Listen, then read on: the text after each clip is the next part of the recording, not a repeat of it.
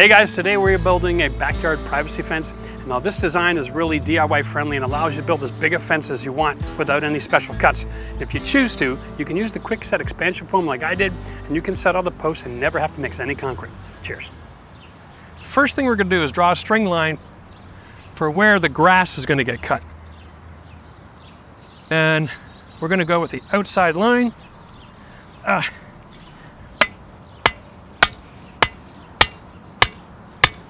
Brilliant. All right. Okay, here we go. We're gonna guesstimate 40 feet and then we'll measure off later. There we go. There we go, guys. Now what we got here is marking paint.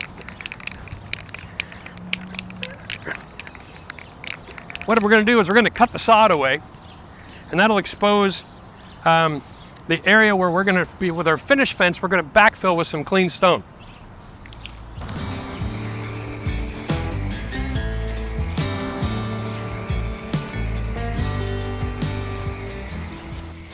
What we've got here is we got a sod cutter. This is rental, okay? Home Depot, 18-inch. And the idea here is I'm gonna get rid of the sod for 18 inches. Then we're gonna actually stake out where the posts go. The idea is when I'm done, I can backfill with clean stone, so I do not ever have to use any lawn cutting equipment or whipper stippers up against my finished fence. All right, so here's your driving wheel, here's your cutting blade, and basically it's gonna drop underneath the wheels, and you just drive along and it'll cut underneath the sod. You roll it up and toss it out. We just want to roll it forward, release this, drop the height that you're looking for, okay? Like I'm getting about 1.5 inches there. We're gonna do this as a test, see how well she reacts. We got the gas on, we got the choke on, we got the run button. All right.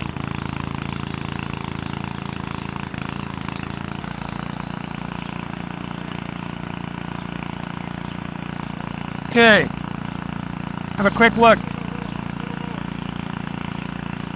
Gonna go a little hot, little lower.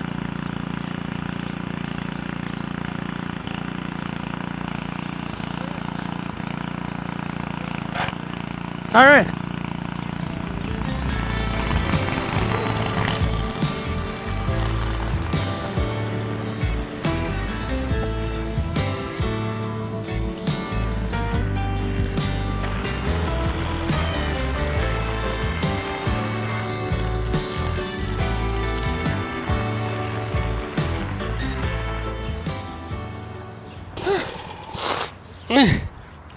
Oh, that was more work than it was supposed to be.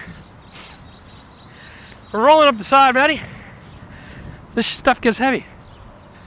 So you might want to take a knife out every 6 or 8 feet or so. Oh, over your shoulder? All right. Oh my God. You see, this is what I was thinking. That's gonna be a long, dirty, itchy day, my friend. Let's get the rest of that cut up. I'm gonna measure off the other side. Okay. This side, I'm bringing the fence right to the driveway.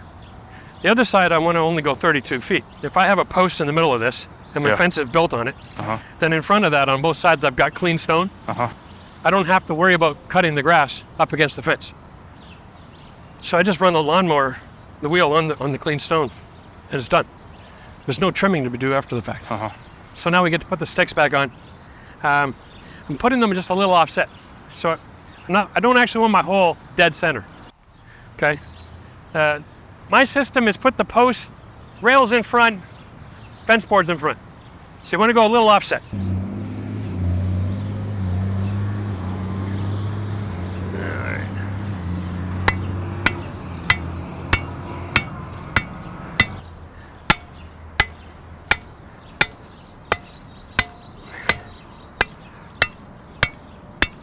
So now what we're going to do is mark off our 8-foot sections.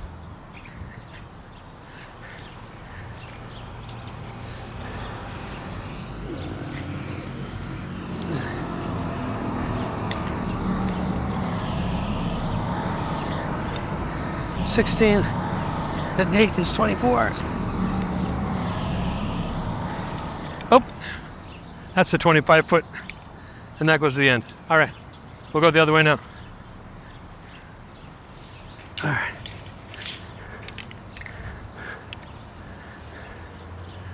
Okay. Oh, I'm way up here.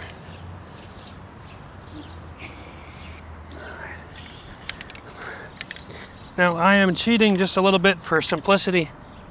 The design of my fence means that I don't have to be exactly perfect, which is really nice. We're from Canada, folks. Our frost line in the wintertime up here in Ottawa gets to 3 feet pretty consistently, and it can go down as low as 4. That's the once every 20 years kind of winter, all right? So generally when we're doing a fence, we're doing a 3-foot hole as a minimum. We try to go to 4. We also have nothing but clay, and we also have lots of rock. So, we've just accepted the fact that fences are a temporary structure, and we try not to cry too much about it if we can't get deep enough.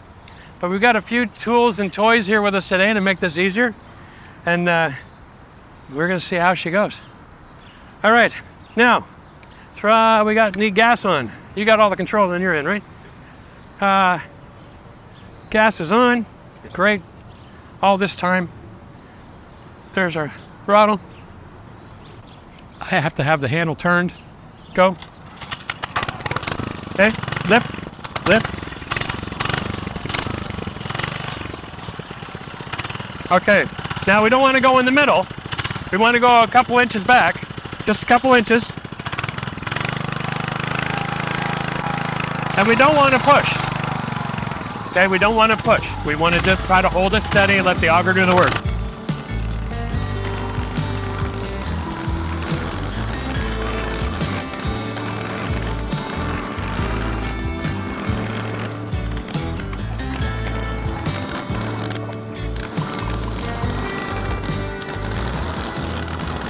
We got construction debris. You want to hold that level? What we've got over here, guys, is construction debris. All right, so yeah, they were obviously cutting brick here while they were doing the brickwork. That's always my favorite. Love finding someone else's mess. What we're gonna do is we're gonna dig all the holes with this auger to where I get down to my knees. If I'm digging beneath my knees, that's a lot of hard work. We have an extension, so we'll dig all of our holes to about our knees, and then when we're done, we'll take the pin off, we'll add the extension, so we don't have to work so bloody hard trying to dig that bottom of that hole out.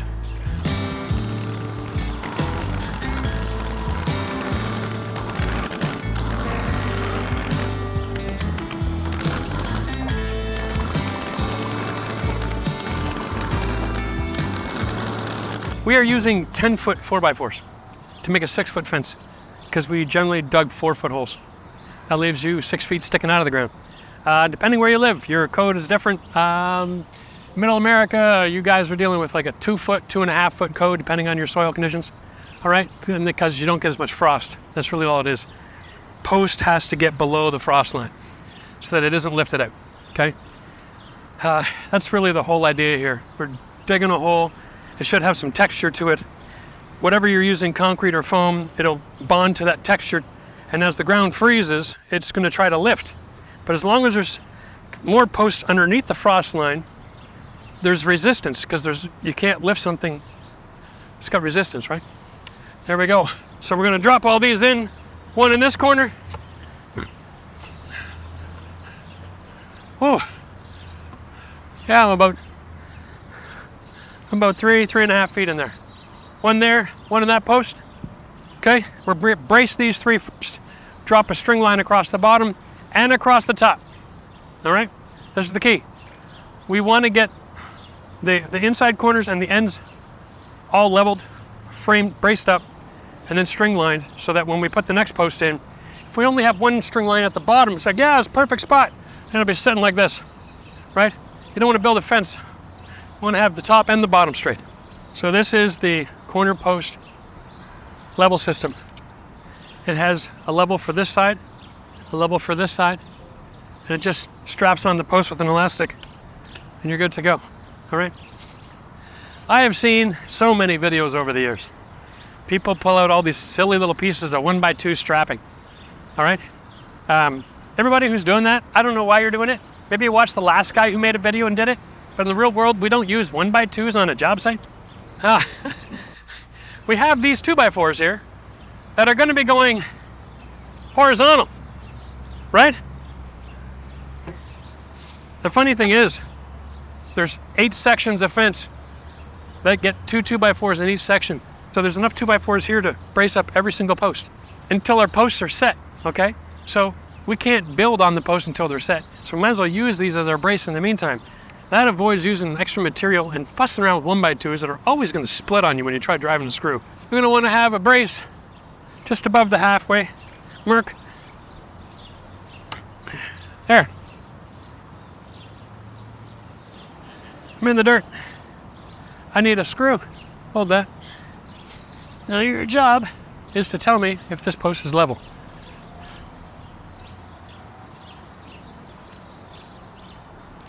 We're level right there. Yeah? Yep. Okay, good. All right. Now, hold on. No.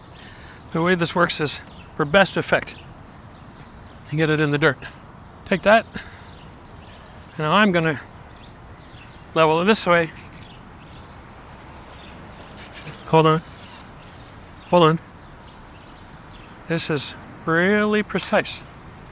Gonna be in the wrong spot. There you go. Okay, done. I'm gonna put all the braces for this fence on the back side of the fence, okay? That way I can run my string lines across the fronts. Then we can set all those other posts and make sure that we are gonna be okay.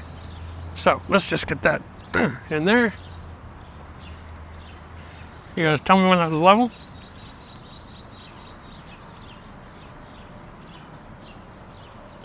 Right there. All right. Beautiful. And again, other corner. Beautiful. Okay.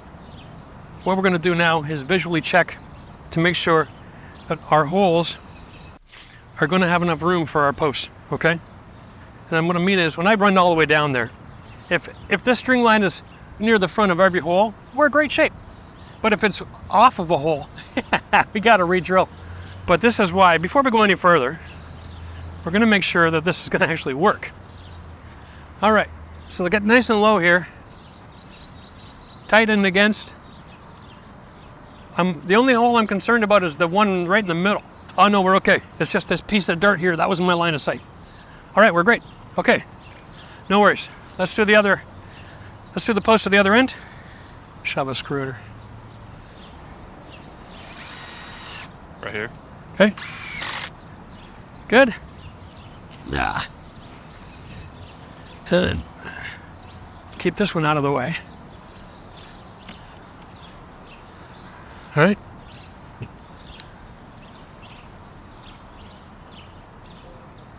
Right there. All right. Beautiful. Nice. Great example in this position. Each of these posts are in the middle of their holes. This is supposed to be the front side of the post. So that doesn't have enough room. That maybe would get away with it. That would maybe get away with it. But by repositioning these two posts just a little closer to the front, we get all these holes in a row. So that's what we're gonna do. See now we can get a post there, right? The one right next to you, Matt. That first hole next to you. I can get a post there now? Yeah. Okay. All right, we're good then. All right, we gotta stick a post in every one of these holes. Okay. Generally speaking, guys, this lumber, I'll get you a nice close up here. The sticker on here, right above my finger, says ground contact. Almost all pressure treated lumber in the world is not ground contact rated, right? 4x4 post is treated differently than the rest of pressure treated lumber for the purpose of being in the ground. So if you're at a supplier and they're selling you posts that aren't rated for ground contact, don't put it in the ground. Lots of videos out there explaining that they put in a rock and they beat the rock up, or they'll put in gravel first, or they'll put whatever. We have clay soil here. So what that means is whenever we get water, it sends water horizontally, okay? There's no way to dig a hole and keep it dry in this soil condition. Every post we put in the ground is going to be wet at the bottom of the post, regardless of what we do. So there's no way to keep it dry. If I put in a rock, if I have to fill all the gravel, whatever I do, all right? I could put a plastic bag over this. It'd be about the only possibility, but it's gonna get wet. So We use the right rating, we just stick it in a hole, and we adjust our mindset for our expectation. It's not a 100-year fence, okay? Most fences, if you're lucky, go 25 years. So we're not gonna waste our time and energy trying to teach you some super neat trick. We're just gonna let you know. Posts go in holes, and they rot. But if you use the right wood, it rots slow. And you have a fence in the meantime. All right. All right, so basically what we got here, just got the first 2 posts set up. We got the one at the end set up. Got sticks in the holes. We know we're gonna be able to line everything up. For the sake of time to get this job done today, first thing we're gonna do is we're gonna set these 2 posts, and then we'll keep on leveling the rest of the posts.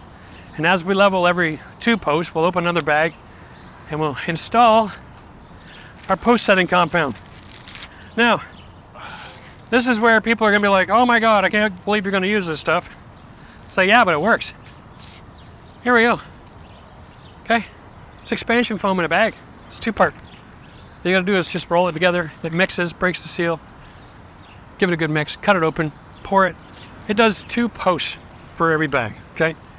The bag claims 1.5, but it does 2. All right, so we got this bag rolled up. You can see it's like tight, right? And yeah, the bag says wear eye protection, gloves, probably, you know, full-on hazmat suit, but let's just be real. Break it. Oh, there we go. Now, 20 seconds to mix, right? So you want to push it, all the contents from one side, roll a bit to the other side, right? All right, here we go. That's plenty of time because 20 seconds is all we got here, right, kids? Here we go. And we're gonna make 2 posts out of this, so try to have an idea of how much of the foam you're pouring in. Here you go. Okay, sit one over here.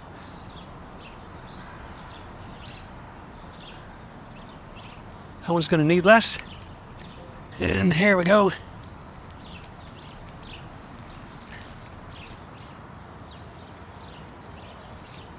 This stuff feels really, really hot when it starts to mix. Now, I know this is looking really slow. It is still growing. When this is finished, it's gonna be right up out of the ground, okay? It's probably gonna take about 10 minutes. All right, so now that these posts are setting up, we're gonna get 2 more anchored and then pour the next 2 bags. Boom, boom, so on and so on and so on until all the posts are set. Then we're gonna be able to start building our fence with our rails right here and then build our fence right over top. It's gonna be super quick because we're not using screws. We're using nails today. We're using a battery-powered nail gun, and we're just gonna fire this sucker together. Well, good morning, guys. It's day 2 of our build a fence in 1 day video. Imagine that. It's still build a fence in 1 day video. Let's break this down. We finished setting our posts and we got hit with a rainstorm. It rained all night. It rained most of this morning. We're about 10 o'clock now the next day. And we're gonna finish this sucker off today in just a couple of hours. So if you have a decent kind of weather outlook, you can definitely do this in 1 day. This foam sets up in about an hour, all right? And then you can build on it. So if you consider 4 or 5 hours for posts and pour in your foam, take a lunch break, you can come back and finish off in the afternoon. That's awesome. Remember, in the summertime, around here, a work day is sun up to sundown because we don't got a whole lot of time to mess around in the fall and winter building stuff outside. So if you're gonna have an outdoor project, don't be afraid to work like a farmer. All right, we're gonna strip all of the posts, and I'm gonna do a demonstration here in just a minute. We're gonna show you a few different options for how to put your fence together. So different kinds of assemblies. If it's gonna be a privacy fence or you're sharing it with a neighbor and you both want it pretty, or if you're looking to just block out all the wind and noise from a street, like that, right? There's different approaches you can take. So we're gonna go through a few of the different options, and then I'm gonna show you what option I'm using, and that way you'll have all the information you need to design a fence for yourself and install it.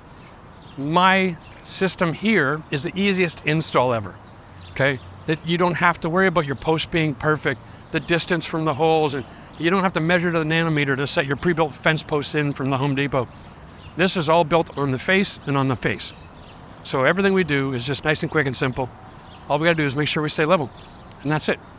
Let's get on with it. Okay.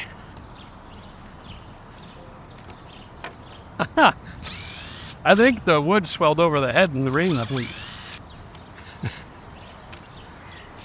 Would almost make some sense.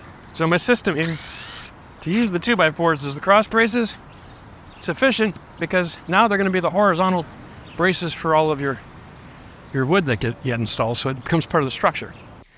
This means that we don't have to buy something to then throw it out. Everything we bought here is going to get used. In today's marketplace of material expense, there's something to be considered. I mean, you're probably only going to save 20 or 30 bucks, but that's pizza. I mean, so my system is actually kind of simple. I'm trying to get this board installed around the 6 to 8 inches from the top, okay? When I'm screwing my fence boards on or nailing them on, I like to be 6 inches from the end. It helps to minimize the risk of the wood splitting, which, encourages premature rot. My goal is to get that kind of in the middle of the post.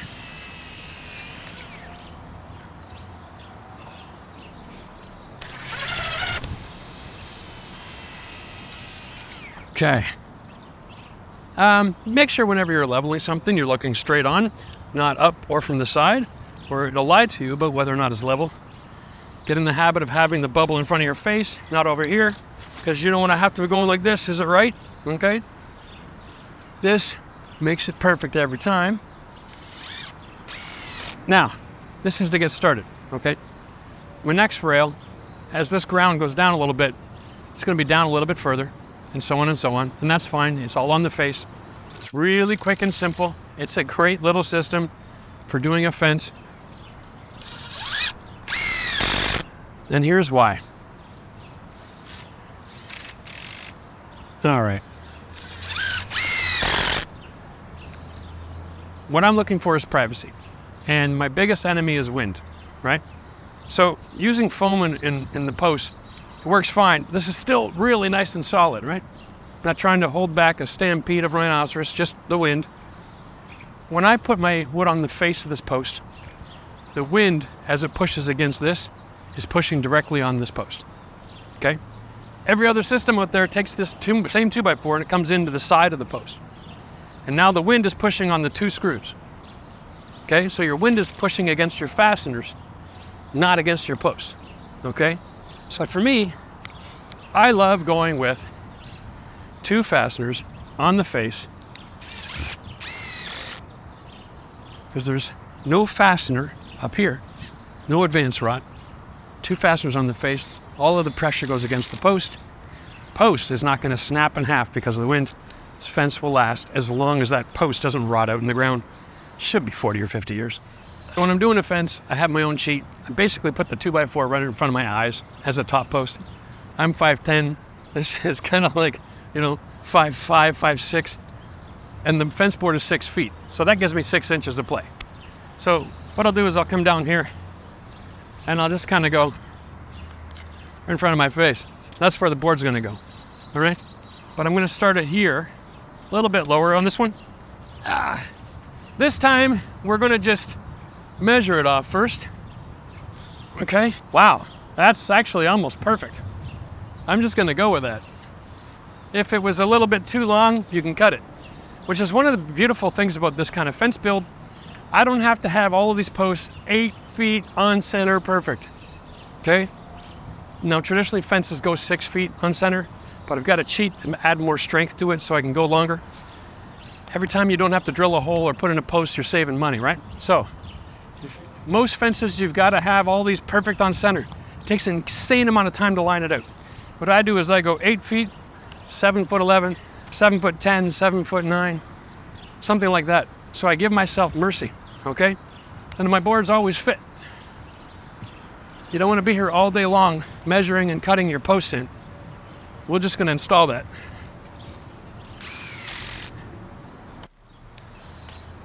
Okay. Now, here we go. Working by yourself is easy when you got a good clamp, okay? Guys, that's what you want to get.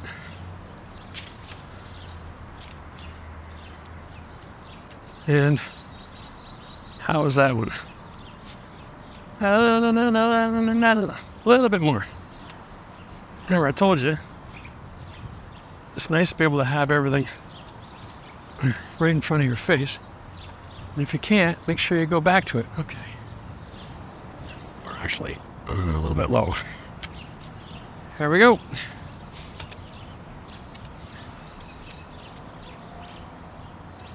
And because I use screws, I'm actually mounting these boards with the same screws that I took out of these posts when I mounted them in the first place. So far, the only garbage off this job is the offcut on the first 2x4. Not bad, eh? All right. Woo! So that's the top plate, and I'm just going to keep on doing that. This one is coming down a little bit, and then a little bit.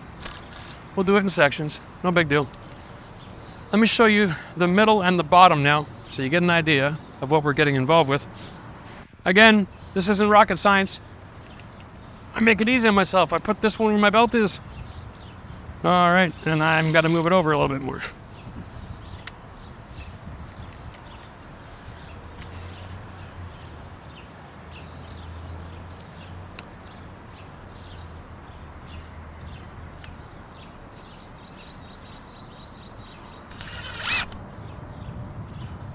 Ah.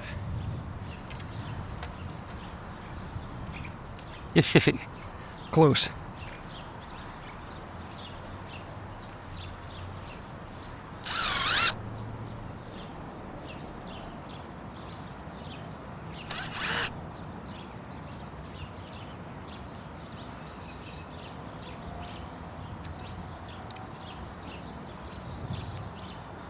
Now, making all this level is not going to affect the installation or the integrity of the fence at all. But I'm only finishing one side, so when people look at it from the other side, it's nice if everything's horizontal, lined up, and level. And then when you put in your fasteners, if they're going to show, it's nice to have them all looking uniform, okay? Taking the time to make sure everything looks level is the difference between a job that looks like quality or a job that looks like you did it yourself. And when it looks like you did it yourself, you don't get the same return on investment. And again, same thing here with the bottom rail. I'm going with a 2x6. Okay? Clamp to one side, grab my screws. Now the same thinking you want to use on the bottom of your fence. You want a nail 6 inches from the end of the board. Okay? So, by using a 2x6, that gives me 5.5 inches thick. By lifting it about 4 or 5 inches off the ground, I can follow the slope. Get that in front of my face here. Put it in perfectly level.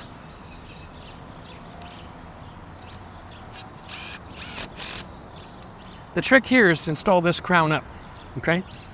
2x6 does not deflect as easy as a 2x4.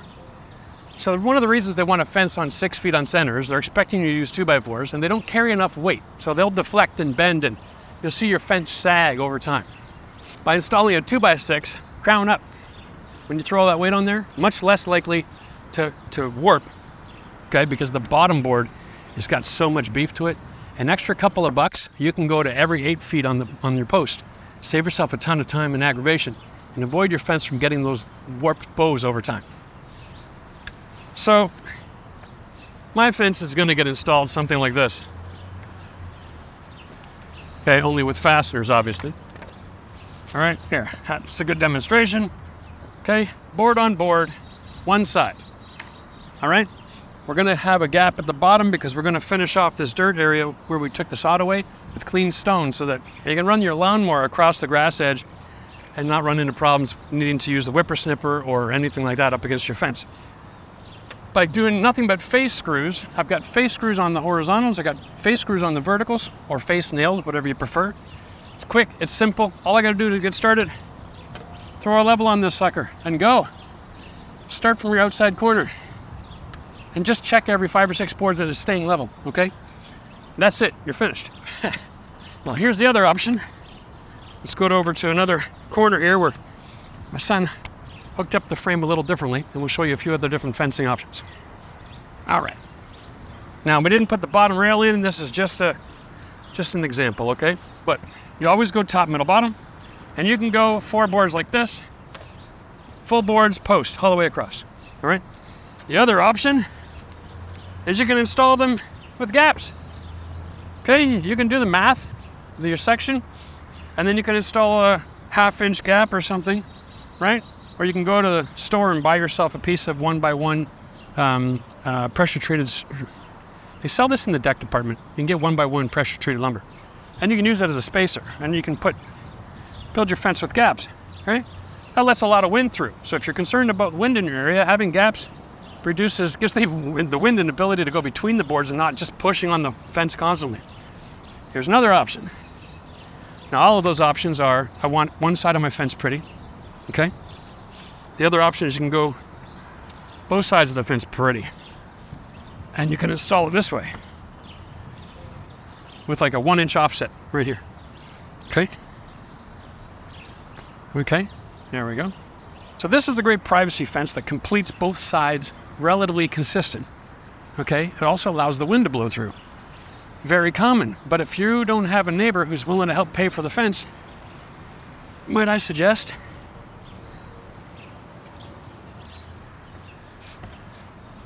do it this way. Let them finish their fence when they're damn good and ready.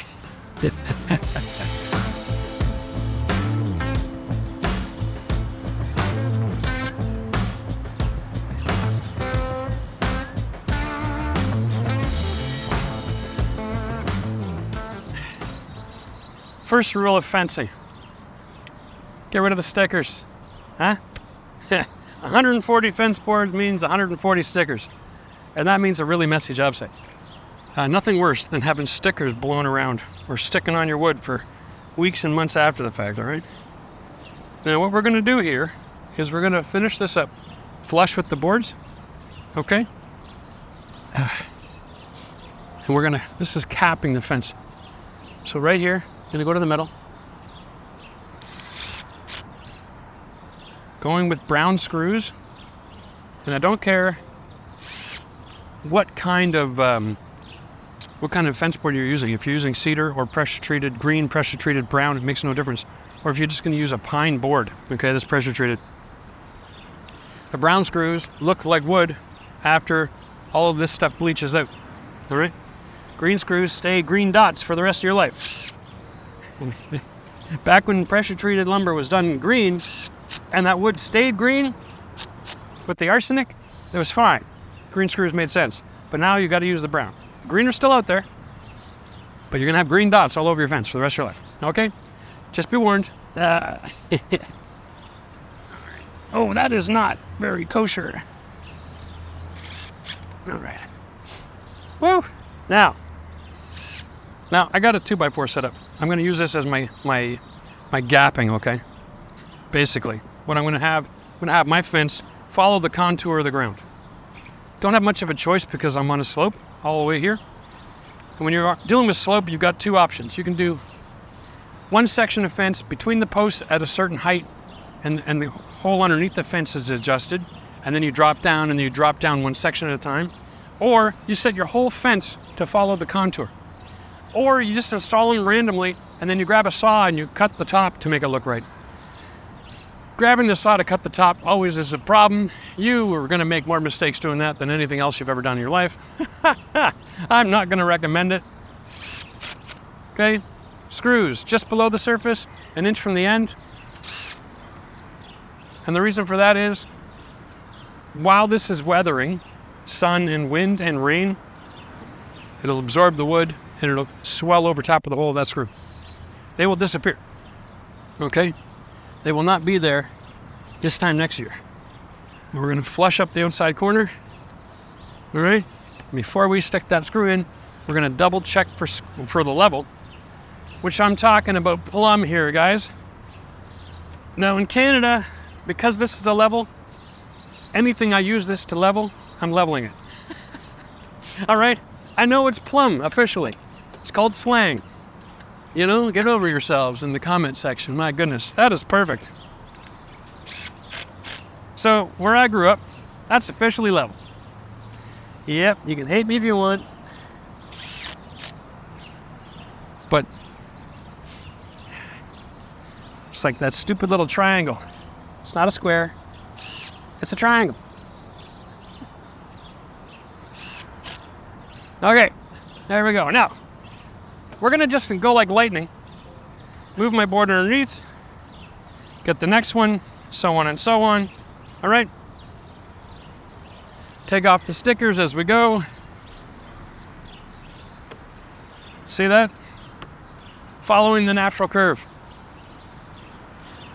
It might seem counterintuitive at this time, but it'll be fine, and it's gonna work. What's the verdict there, Matt? Galvanized? Beautiful. Okay, now, some of you are going, wow, it's too bad you don't have a pneumatic tool to put your fence boards on, Jeff. But I do. So today, I'm not gonna screw all the boards on. Only screwing wherever I have a joint, and here's why. The nature of this fence build allows me flexibility. Let's say 10 years from now, okay? There's a crazy winter, we get a one-in-a-lifetime storm, and a couple of the posts grab a little frost and they heave a little bit. My fence looks stupid. If when I put fence boards over top of these screws, I screw them on, I can also come back, unscrew those boards, take these screws out, level my 2x4 off, recut my post, put all my face boards back on, and I've got a perfect fence again in about an hour, hour and a half. I can fix the whole property, okay? That's the beauty of this system. So, we're gonna use pneumatic nailer to face nail all of these other boards, but when we get to these junctions where I'm gonna cover a screw, I use a screw so that I've got access to do repairs over time if needed. And that helps you to guarantee you got a 40, 50-year fence. All right, up until this point, guys, I don't have any cut exposed ends. So, just a word of warning, this is pressure treated lumber. If you're gonna build something, you don't wanna create a weak spot in your build. So when you have a cut like this, you've gotta seal the end again. I know it's gonna be covered and blah, blah, blah, but reality is water's still gonna work its way down from the top, okay? Whenever you get a soft spot that'll rot faster, working around the screws, that's a bad thing. So, grab your bucket of cut and seal and a brush. Try to find one that you don't care about, because at the end of a long hot day in the sun, no one's gonna wash this effectively. All right. And this is not about being pretty, it's about getting it done. Okay, you wanna soak it in there. Okay, this is not a paint job, this is a seal job. So make sure it's dripping. If it's not dripping, you're not using enough. All right. That's just my own experience. I try to be too cheap with this product. You don't get enough of it soaking into the end of the wood. Okay, so the last one drops down pretty significantly here. I'll show you a little trick. You can get an idea of how much slope you've got. Okay, I'm gonna put that 2x6 on the ground here.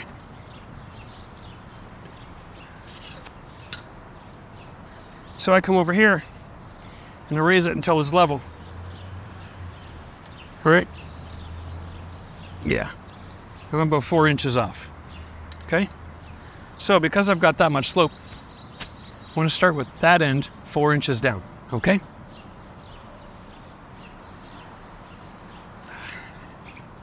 So here we go. Basically about 1.5 inches from the bottom. 5.5 inch board. That's about right.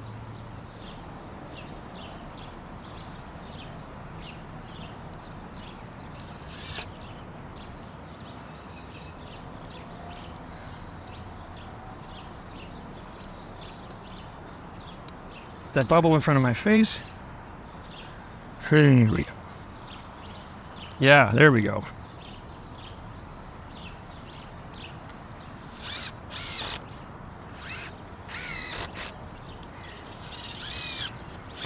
This little bracket right here is going to hold the next 2x6, okay?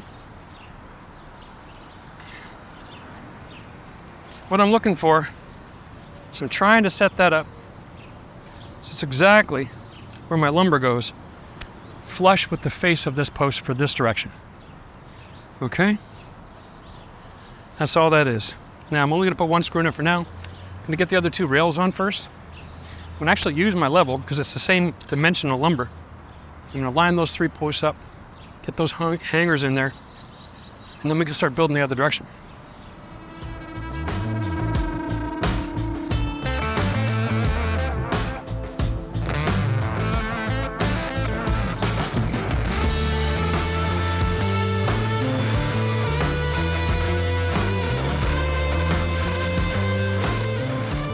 There we go. Guys, this is that simple, right? Now, top and bottom, level that now. Not bad. Yeah. I'm gonna go with that. I'm just using a regular fence board screw. This is 1 1/4 inch. Okay. Now this little bracket is found in the structural steel corner where all the Simpson strong tie product are. Okay.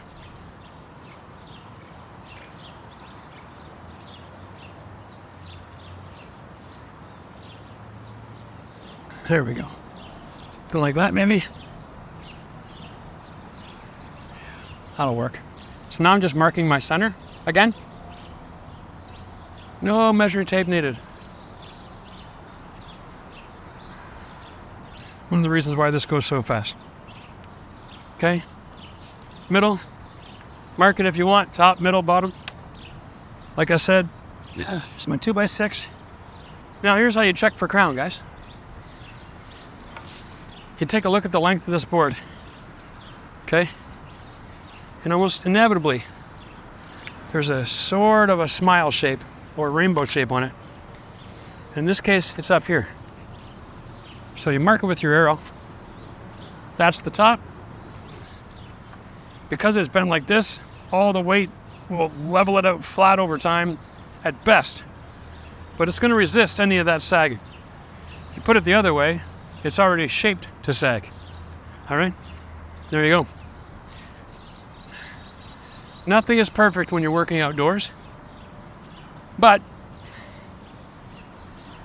if you incorporate every good practice that you can think of, then they'll all work together for your good to avoid as many problems as possible. Here's a cutting tip for you.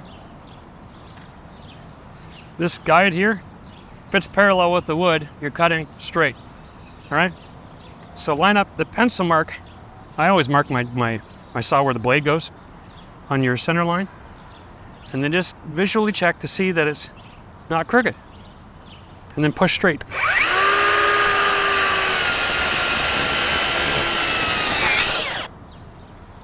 And you'll get nice cuts. Beautiful. Come from both sides to screw this one on. All right. All right, those little short screws I used to tack that in was just to hold it in place. Now I'm actually using a 3-inch from the back side of the rail. Goes right through that metal because it's already all screwed together. Doesn't stand a chance, okay? Remember, this is a light gauge metal. It's not gonna keep a screw from going through it. The kind of screws that we use to cover studs and that sort of thing to protect your electrical wiring in your home, it's twice the gauge, all right?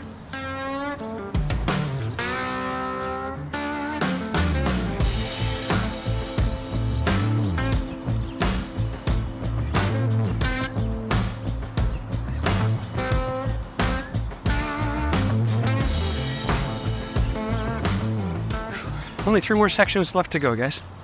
Now we're just gonna set them, mark them, cut them, nail them in according to the slope. That's the easy part. Hell, the rest of this fence is the easy part. Oh, we're gonna introduce the tool of the day here. This is our electric roofing nailer, okay? Coil roofing nails. Here, I can try to show you this without dumping it all over the place. Here we go, okay? Now, these nails are on a coil, and it sits in this track right here, okay? Locks in, brilliant. You pull the trigger and you fire. What you need to know is every one of these fence boards is gonna have a propensity. Where we come from, we use a lot of cedar, a lot of spruce, and both of those trees twist as they grow. So whenever you mill these things, they all got a bit of a curve to them. So if this one's got this kind of a curve and you put it against the fence board, like this, okay? And then you nail the middle down and you nail this down, the tops generally straighten out. But if you put it around the other way, okay, then the tops generally are curving in. I don't care which way you put your fence on, but be consistent. Okay? Don't go back and forth, or the top of your fence will look like this all over the place. Okay? That's really the secret. So, grab your board. I like to have the curve going away from me, and then nail the middle.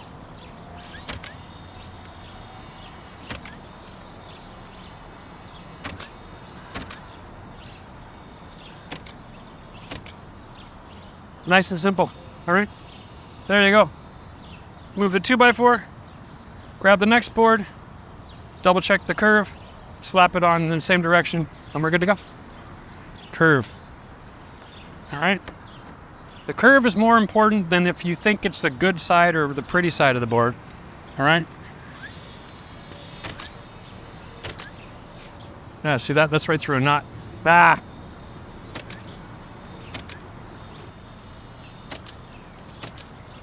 Of course, every 4 or 5 boards, pull out your level, have a look. Boom, we're still perfect. Situation like this, not much you can do, okay? That went through a knot in the wood. If I hammer that really tight, all I'm gonna do is end up splitting the board, all right? So it's better for me, add another nail, and just either pull it out or leave it the way it is. Your call.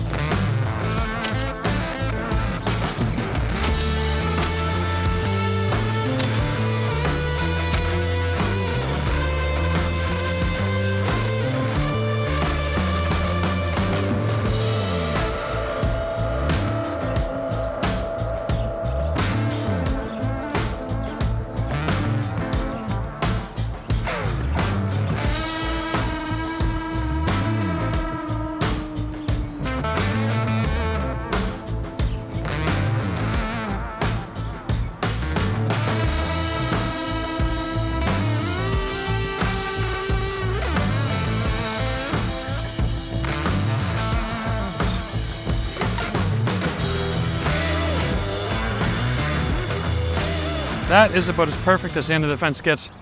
I left these about a 1/2 inch long. Wanted to wait until I got here to find out how it looked, right? Well, as it turns out, that's pretty much flush with the end of my fence.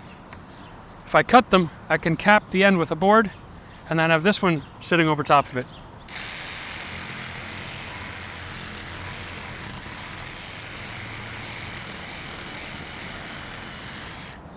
Well, that blade is about as useless as poop, eh? Holy cow. Wow, okay.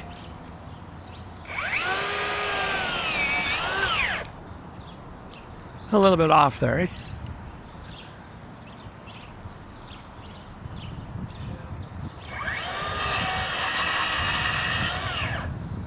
Much nicer. I'll come at it this way here. Line the blade up on the post.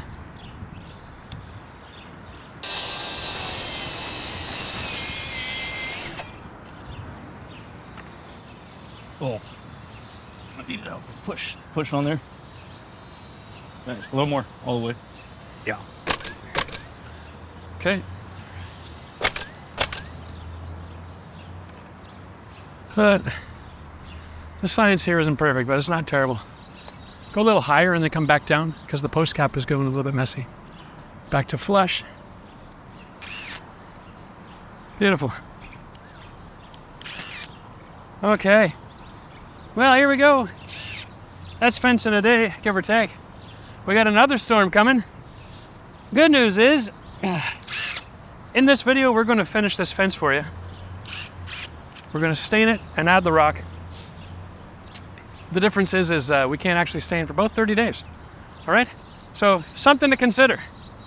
Pressure treated lumber, you want to let it bleach out before you add your stain, all right? Make sure she's good and dried out, good and thirsty. And then you can add your penetrating stain. We are going to pack this thing up because we got a tornado warning, and we'll see if the fence is here tomorrow. All right, guys, now we're gonna go through a couple of quick steps here for finishing off our fence. One of them is get a prep product if you don't let your product dry out enough, okay? We've been 2 months. The sun has bleached it really nice. We don't have any major issues. So what we're gonna do now is open up my C2 guard. Yeah, that's right, guys, check that out. It comes in 9 different shades of gray. Okay, not 50, just 9, all right? We're gonna try to get most of that product in there. And now that I've got a lot of that volume out of the way, I'm tightening on. This is a really cool mixing blade for stains and things that get solids in the bottom, because it's like a rubber spatula times 30. Now, I just had this fixed at the store the other day, so it's not having any issues. Here we are, making a bit of a mess here, but that's fine. I already did 2/3 of the vents to test this all out. I'm loving it. It's a 2-coat product. I'm getting about 20 linear feet of a 6-foot fence, 2 coats for every gallon. And I've got about 60 feet of fence, okay? So there we go. So that's simple. You throw it in, tighten down your lid, and okay? And then you pressurize the contents of the can by pumping it. When it gets hard to do, just stop. And then every 5 or 10 feet or so, just give it a couple of shots. All right, guys, so here's our system. We've got our pressure wand. This is the Scott's bucket. So this has 3 tip options. There's a flat spray, there's a cone, and there's a stream. I've got it on flat spray, okay? And we're gonna just go far enough out here. We get a good mist. We're gonna overlap half a board, get lots of content on there, and then Matt's gonna come in behind me.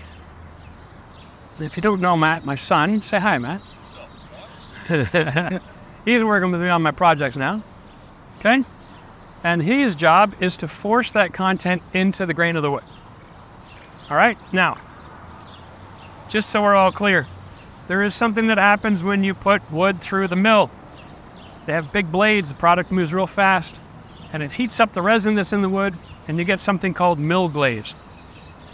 Now, mill glaze is a pain in the butt when you're staining, but when you're using a gray stain and a brush to force it in the groove, you don't have to worry about mill glaze. It's not an issue, so don't have to prep against it. Now, for your flat surfaces, definitely a light sanding, add water, open up the grain. Vertical surfaces, though, do not take the beating that horizontal surfaces take, okay? They're a lot tougher. So here we go. We just run in the board and it can get as wet as you want it to get. Okay, it's even starting a little bit of a run. Doesn't matter. And then when we're all done the first coat, we'll do a second coat. So I'm basically doing wet on wet. So about as much of this product that I can put on in 3 minutes. That's what I do. Then I stop and I go back to where we started, and I'll meet up again, and we'll just follow each other down the fence. We'll do about 10 or 12 feet at a time. 3 minutes are up, I go back over here. At this point, okay, clean hands. It's dry, it's sucked right in, okay? There's nothing left on the surface. So we want to hit it again. All right, this is the wet on wet.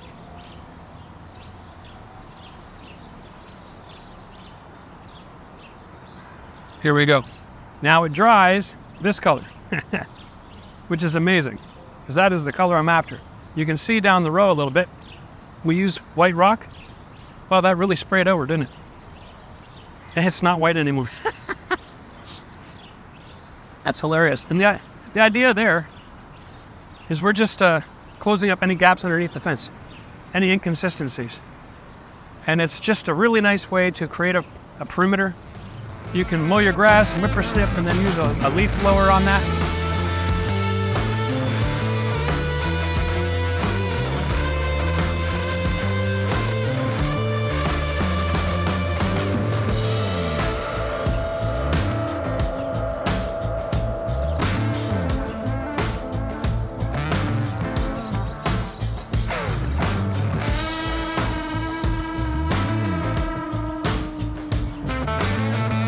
brush that we're using, it's a typical thick brush. It's 5.5 inches wide. It's made for these deck boards. And this product is water soluble, so you can just wash it with cold water and a little bit of hand soap. Okay, and you can do your standing over 2 days if you need to. Here we go. Let's turn these gray rocks white again.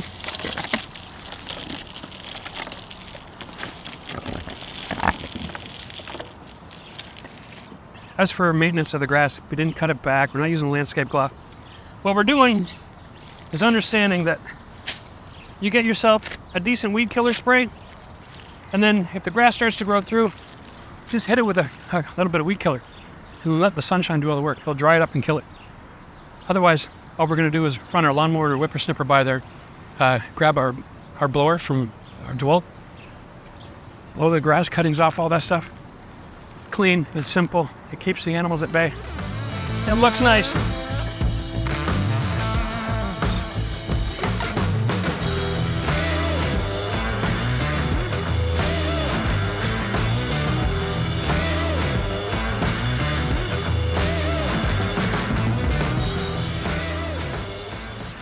All right, guys.